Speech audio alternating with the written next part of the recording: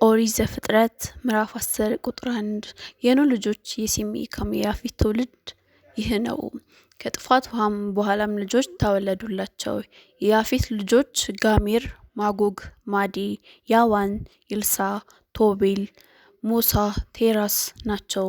የጋሜርም ልጆች አስከናዝ፣ ሪፋት፣ ቴርጋማ ናቸው።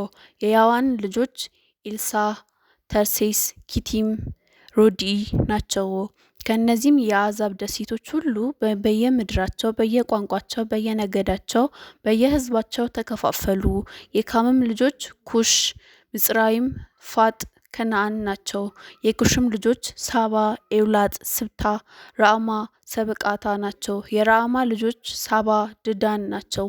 ኩሽም ናምሩድን ወለደ። እርሱም በምድር ላይ ኃያል መሆን ጀመረ። እርሱም በእግዚአብሔር ፊት ኃያል አዳኝ ነበር።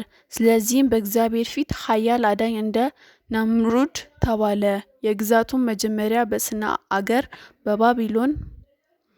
በባቢሎን፣ ኦሬክ፣ አርካድ፣ ካልኔ ናቸው። 10ም ከዚያች አገር ወጣ። ነነዌን፣ የረሆቦትን ከተማ፣ ካለህን፣ በነነዌ በካለህ መካከል ረይስን ሰራ። እርሷም ታላቂቱ ከተማ ናት። ምጽራይምም፣ ሉዲንም፣ አናሚምን፣ ለህቢን፣ ኔፍታሌምን፣ ፈትሩሲምን ከእርሱ የሌፍጤስም ልጆች የወጡባቸው ከስሉሂምን ቀፍቶሪምንም ወለደ። ከነዓንም የበኩር ልጁን ሲዶንን፣ ኬጢያውያንንም፣ ኤሳውያንን፣ አሞራውያንን፣ ጌርጌሳውያንንም፣ ሄርዋውያንንም፣ በርኮዎንንም፣ ሲኒንም፣ አራዶውንንም፣ ስማራምንንም፣ አማቲንም ወለደ። ከዚህ በኋላ የከነዓናውያን ነገድ ተበተኑ። የከነዓናውያን ወሰን ከሲዶን አንስቶ ወደ ጌራራ በኩል ሲል እስከ ጋዛ ድረስ ነው።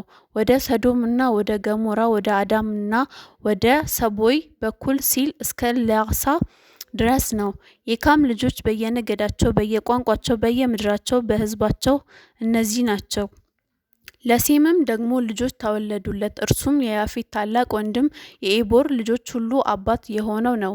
የሴምም ልጆች ኤላም፣ አስር፣ አርፋክስድ፣ ሉድ፣ አራም ናቸው። የአራምም ልጆች ዑፅ፣ ሁል፣ ጌቴር፣ ሞሶ ናቸው።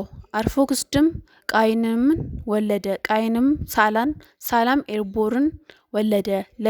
ለዔቦርም 2 ልጆች ተወለዱለት። የአንደኛው ስሙ ፋሌቅ ነው። ምድር በየዘመኑ ተከፋፍላለች። የወንድሙም ስም ዮቅጣን ነው። የዮቅጣንም ኤልሞዳንን፣ ሴፍሌንም፣ ሐስረሞትንም፣ ያህራንም፣ ሀዶራምንም፣ አውዛልንም፣ ደቅላንም፣ አባልንም፣ አቢማኤልም፣ ሳባንም፣ ኤፍሮንም፣ ኤውላጥስም፣ ዮባንም ወለደ። እነዚህ ሁሉ የዮቅጣን ልጆች ናቸው። ስፍራቸውም ከማሴ አንስቶ ወደ ሳፋር ሲል እስከ ምስራቅ ተራራ ድረስ ነው። የሴም ልጆች በየነገዳቸው በየቋንቋቸው በየምድራቸው በየሕዝባቸው እነዚህ ናቸው። የኖህ ልጆች ነገዶች እንደ ትውልዳቸው በየሕዝባቸው እነዚህ ናቸው። አሕዛብም ከጥፋት ውኃ በምድር ላይ ከነዚህ ተከፋፈሉ። በቀጣይ ክፍል እንመልሳለን። አመሰግናለሁ።